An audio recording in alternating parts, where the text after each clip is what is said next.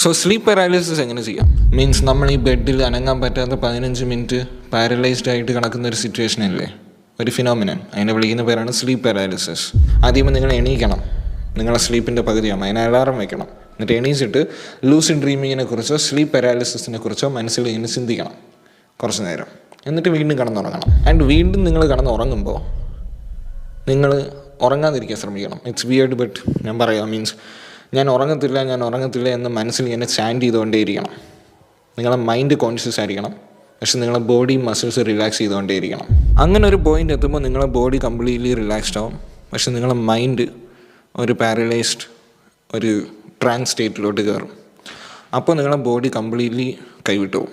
പക്ഷെ നിങ്ങളെ പേടിക്കേണ്ട കാര്യം എന്തെന്ന് പറഞ്ഞാൽ, ഇത് ചെയ്യുമ്പോൾ നിങ്ങളെ ചെസ്റ്റിനകത്ത് ബസ്സിങ് പോലത്തെ ഒരു സെൻസേഷനും വൈബ്രേഷനും പ്രഷറും ഒക്കെ ഫീൽ ചെയ്യും. ആൻഡ് അതേപോലെ തന്നെ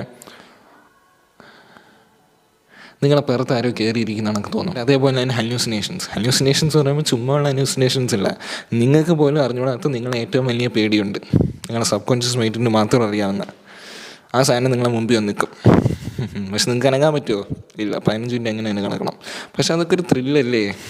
എൻജോയ്. പീസ്.